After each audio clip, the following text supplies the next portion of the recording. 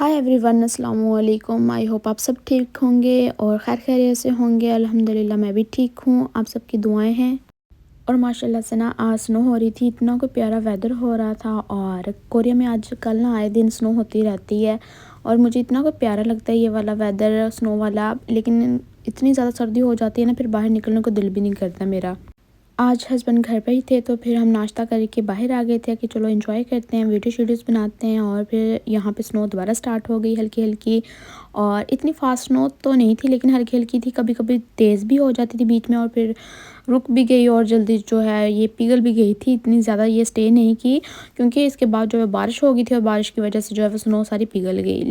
और आपने एक लेडी के लिए दुआ करनी है, अल्लाह पाक उससे औलाद दे। काफ़ी ज़्यादा टाइम से उनका मुझे एक मैसेज आया था कि मैं उनके लिए दुआ करवाऊं, तो आप लोगों ने उनके लिए दुआ करनी है, अल्लाह पाक उन्हें औलाद दे। काफ़ी ज़्यादा परेशान थी, बहुत कम उनकी एज है और उनके सारे टेस्ट वगैरह भी ठीक थे, लेकिन उनकी जो AMH है ना वो बहुत ज़्यादा लो हो चुकी है। तो आप सब ने उनके लिए दुआ करनी है कि अल्लाह पाक उन्हें जल्द से जल्द जो है वो औलाद दे, सेहत याबी वाली औलाद दे।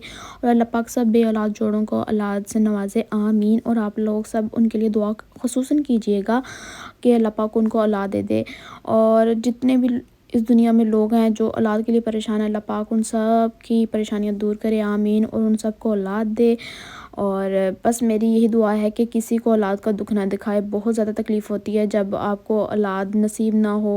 हर चीज़ में अल्लाह पाक की बेहतरी होती है, अल्लाह पाक की रज़ा होती है। हम यही दुआ कर सकते हैं कि अल्लाह पाक जो है वो उन्हें औलाद दे दें जिसमें अल्लाह पाक की रज़ा होना तो वही है। और बस यही मेरी आप लोगों से रिक्वेस्ट है। कुछ देर इंजॉय करने के बाद फिर मैं वापस आ गई थी घर और फिर मुझे आपको ग्लव्स दिखाने थे जो मैं लास्ट टाइम बाहर गई थी ना तब लेकर आई थी। तो मैंने लास्ट व्लॉग में आपको फिर दिखाए नहीं थे और इसमें दिखा रही हूँ। तो दो कलर के मुझे पसंद आ गए थे, एक जो था वो टी पिंक टाइप कलर का था और एक था ब्लू में। तो मुझे दोनों पसंद आ रहे थे, फिर मैंने दोनों ही ले लिए। और फिर मैं बनाने लगी थी अपने हस्बैंड की पसंद की डिश। ये मेरी मदर इन लॉ बनाती हैं तो मैं उनकी रेसिपी से ही बना रही हूँ। लास्ट ईयर जब उन्होंने बनाई थी तो मैंने उनकी रेसिपी देख ली थी कि वो किस तरह बनाती हैं। तो अब जो हूँ मैं इधर हूँ तो मेरे हस्बैंड कह रहे थे कि मुझे ये बना के दो, तो फिर मैंने उनसे रेसिपी भी ले ली थी। बाकी मुझे कुछ आइडिया तो था ही कि किस तरह उन्होंने बनाया था लास्ट टाइम, तो फिर मैंने उसी हिसाब से बना लिया।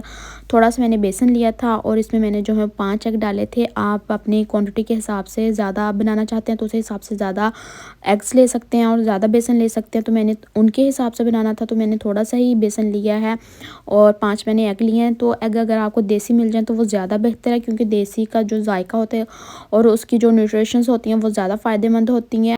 और थोड़ा सा पानी डाल के विस्क की मदद से मैंने इसे मिक्स कर लिया था और इस तरह का बैटर इसका होना चाहिए। बहुत अच्छा है बैटर, इसमें कोई आपने चीनी वगैरह कुछ भी ऐड नहीं करना। और इस तरह इसके जो हमने पकोड़े बनाने हैं तो इसके पकोड़ों के लिए अगर आप देसी घी इस्तेमाल करेंगे तो वो ज़्यादा अच्छा होगा। तो मैं भी यहाँ जो है वो देसी घी ही इस्तेमाल कर रही हूँ। देसी घी में इसके पकोड़े बनाए जाएंगे तो ज़्यादा जायकेदार होंगे और ज़्यादा अच्छे होंगे। तो मैंने देसी में ही बनाए हैं, तो आप भी कोशिश कीजिएगा कि देसी घी में इसे फ्राई किया जाए। इसे हम जो है पंजाबी में पांडा भी बोलते हैं, पंजीरी भी बोलते हैं। तो आपके अपने इलाकों के अलग अलग जो भी इस रेसिपी को नाम देते हैं वो बात है। डिफरेंट जगह पे डिफरेंट इलाकों में जो है इस रेसिपी को अलग नेम से बुलाया जाता है। तो हमारे यहाँ इसे पांडा और ये बोलते हैं पंजीरी। और ख़ासकर ये जो औरतें प्रेग्नेंट होती हैं तो प्रेगनेंसी के बाद इनको जो है वो ये बना के देते हैं घर वाले। तो इसके लिए जो मैंने पकोड़े बना लिए थे बाद में उनको ग्राइंड कर लिया था किसी भी ग्राइंडर में डाल के, चॉपर में डाल के, जो भी आपके पास अवेलेबल है।